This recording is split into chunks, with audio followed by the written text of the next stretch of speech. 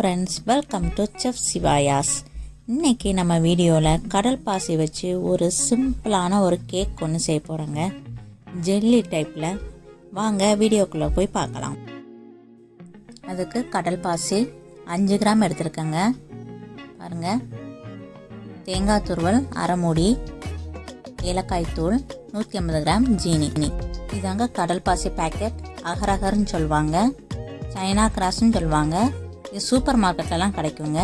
49 ருபீஸுங்க. அதை எடுத்து இப்போ கட் பண்ணி எடுத்துக்கிறேன். பாருங்கள், கட் பண்ணிவிட்டு இதை ஒரு ½ அன் ஹவர் நம்ம சாதாரண வாட்டரில் ஊற வைக்கிறோங்க. ஒரு கிளாஸில் நார்மல் வாட்டரும் தேங்காய் தண்ணியும் மிக்ஸ் பண்ணி எடுத்துருக்கேன். அடுப்பில் வச்சுருக்கேங்க. நீங்கள் தேங்காய் தண்ணி இல்லைனாலும் நார்மல் வாட்டர்லேயே செய்யலாம். இப்போ பாருங்கள், கொதி வந்துட்டு இப்போ இந்த கடல் பாசியை இதில் போட்டுடலாம்.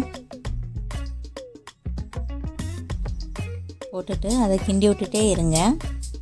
அதுகிட்ட ஒரே பக்கமாக அது பிடிச்சிரும். ஒரு கிளாஸ் போட்டது ½ கிளாஸ் வர வரைக்கும் கொஞ்சம் கிண்டி விடுங்க. அது நல்லா மெல்ட் ஆகணும். இப்போ பாருங்கள், ½ வாட்டராக வந்துட்டு தேங்காவை அரைச்சி பால் எடுத்து வச்சுருக்கேங்க. இது செகண்ட் தேங்காய் பாலுங்க. 2 கிளாஸ் ஊற்றுறேன். பாருங்கள், போட்டு கலந்து விட்டுட்டே இருக்கணுங்க. பாருங்கள், அந்த கடல் பாசி இன்னுமே கரையலை, அப்படியே திட்டு திட்டாக தான் இருக்குது. அதை கொஞ்சம் கலந்து விட்டுட்டே இருக்கணும். இப்போ கொஞ்சம் கரைஞ்சிட்டுங்க. இப்போ சீனியை பொடி பண்ணி வச்சுருக்கேன். சீனியும் ஏலக்காவையும் அதையும் இதோட போட்டுடலாம். 2 கிளாஸ் பால் ஊற்றினது இப்போ 1 கிளாஸ் பால் அளவுக்கு வந்துட்டுங்க. சீனியெல்லாம் கரைஞ்சிட்டுங்க.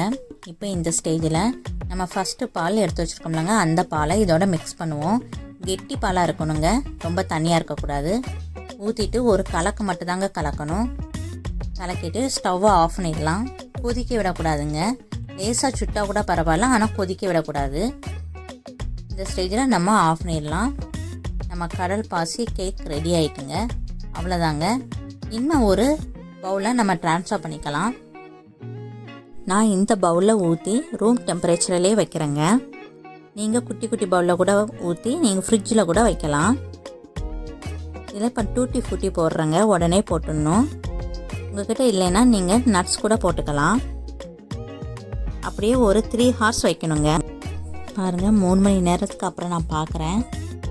நல்ல ஜெல்லி மாதிரி ஆயிட்டுங்க. இப்போ இந்த ஸ்டேஜில் கொஞ்சம் பாதாமாக சீவி போடுறேன்.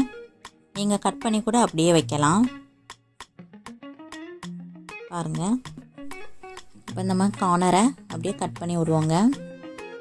அப்போ தான் ஒட்டாமல் வரும். பாருங்கள், நல்லா அழகாக வருது பாருங்கள். கடல் பாசி கேக் ரெடிங்க. நமக்கு என்ன ஷேப்பில் வேணுமோ அந்த ஷேப்பில் கட் பண்ணி எடுத்துக்கலாம். இது வரைக்கும் என்னுடைய சேனலை சப்ஸ்கிரைப் பண்ணாதவங்க சப்ஸ்கிரைப் பண்ணுங்கள். மறக்காமல் பக்கத்தில் இருக்க பெல் ஐக்கானை கிளிக் பண்ணுங்கள். அப்போ தான் நான் போடுற புது புது வீடியோ உங்களுக்கு நோட்டிஃபிகேஷனில் வரும்.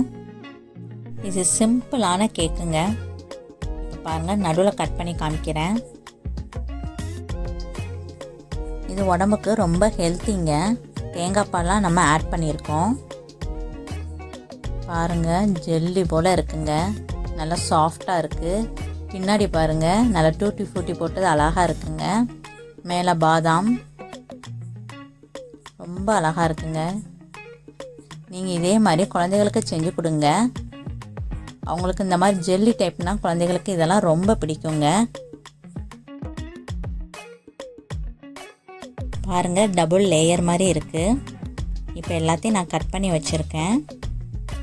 இந்த வீடியோ உங்களுக்கு பிடிச்சிருந்தால் லைக் பண்ணுங்கள். உங்கள் ஃப்ரெண்ட்ஸு ரிலேட்டிவ்ஸ்க்கெலாம் எல்லாம் ஷேர் பண்ணுங்கள். Thank you friends.